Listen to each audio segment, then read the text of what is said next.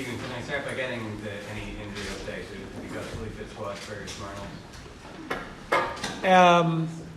No, Jason Malumbi has sort of just tweaked his hamstring, so he's not available for selection tomorrow night.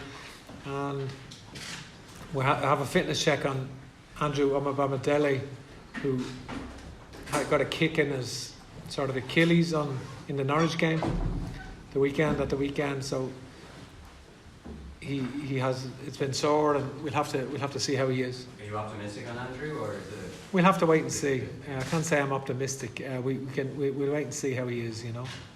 Obviously you're at home, but how do you see this game playing out? I mean, is it a game where you're likely to be counter-attacking for most of the game? No, that's certainly not the intention. I think Portugal are a world-class team. They've the previous European champions, Nations League holders. We know they've got a lot of players playing in the Champions League final and so forth. But we're at home. It's we've got a lot of good players ourselves. We're evolving as a team. You can see the progression as a team. You can see the team evolving in front of your eyes every game we play, and you can see the improvement. And so we're excited by the game. We know it was 14 months ago, my first match, September, and with a year of empty stadiums, nothing. In terms of it's a bit soulless, like when it's empty like that. And when you go in at 25,000, such a difference in September, 27,000 and 52,000 for these games. It's amazing. This is the first game since the restrictions have been lifted. We're very enthused by that. We're excited by it. The players are motivated by that. They want to. I think they deserve to feel the affection and the support, because they've been playing with, showing their talent in the last couple of windows, and I feel that the connection now between the team and the support, and we want that to continue to grow. Gavin? Stephen, you've spoken very highly about Nathan Collins in the past. If Andrew doesn't make it, would he be someone that could come in and do as good a job as Andrew's done since he broke through? Yeah, Nathan has done very well, and he's certainly in contention. That's for sure.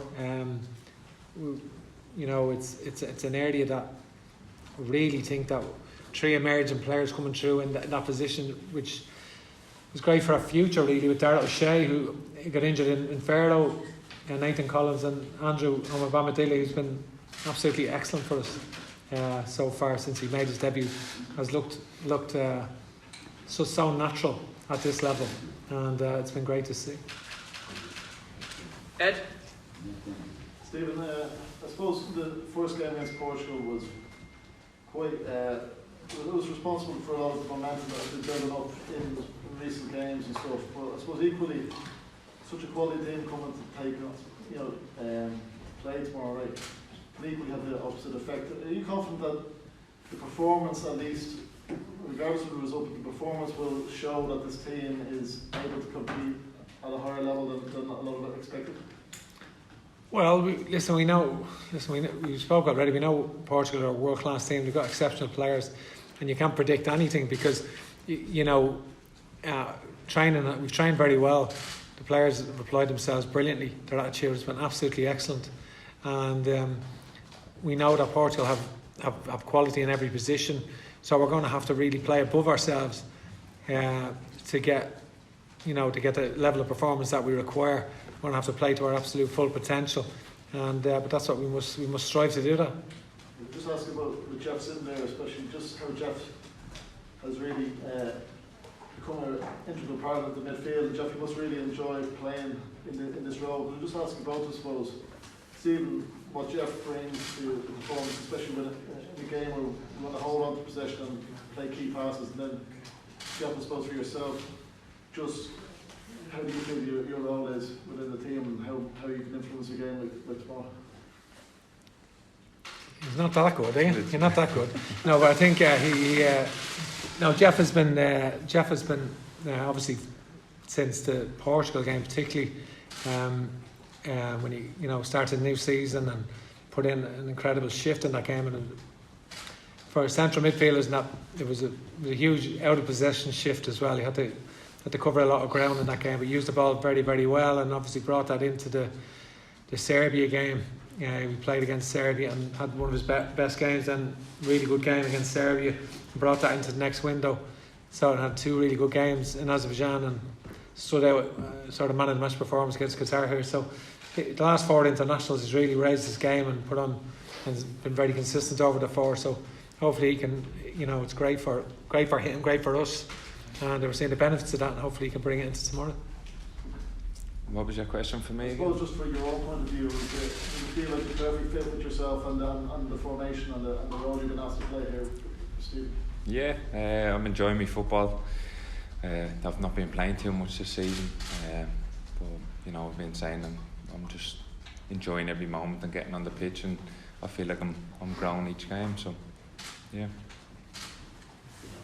Just at the back. Hi, if I can have the question for both Stephen and Jeff, please. Because of the nature of what happened in the last game against Portugal, losing in the last couple of minutes, 2 goals to Cristiano, do you use this as an extra motivation for the players?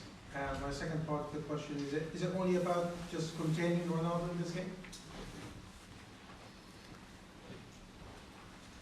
Do you want that one? What was the containing Ronaldo? No. Yeah, we were hurt after the last game. Like the manager said, the effort we put in when you play top teams like that, it's always going to be hard off the ball. But we had a game plan, and I thought it worked really, really well up until 88 minutes or so. And I think we kept Cristiano Ronaldo quiet, the whole team.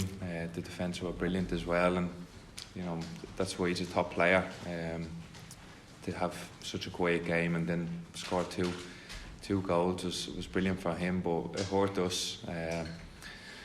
So yeah, we have to try and put out that sort of same level of commitment and hard work, and because we didn't do too much wrong out there, but we've been working hard on what we can improve from that performance, and hopefully we can put that right. Yeah, no, obviously he's a terrific player, there's no doubt about it, and his longevity over sort of 2 decades has been quite incredible. But to be honest, they have a lot of good players, the players right throughout, so we're not really focusing on one player. I think it'd be naive to do that, because they can punish you from so many areas. So we're just trying to improve ourselves. We know that we're not perfect, and we know there's a lot of areas that we can still improve, and we're still emerging. And I think we can see the improvement, but we've got to work on a lot of other stuff.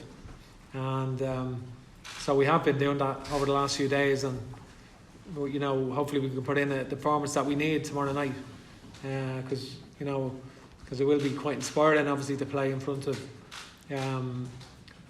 the full house here of Irish supporters, which is brilliant to see. 30 further questions in the live section. Yep, Damien at the back, final question. Yeah, sorry, on a Spanish, can I just ask you about your club's been exciting times in the last few weeks? How's that been good? Yeah, it's exciting for the club and the fans. I think it's something they've wanted.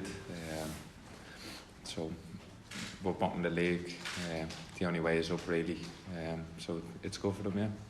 You say you've not played so much this season. Are you hoping your international form can give you an impetus to get back into the training at club level? Yeah, hopefully.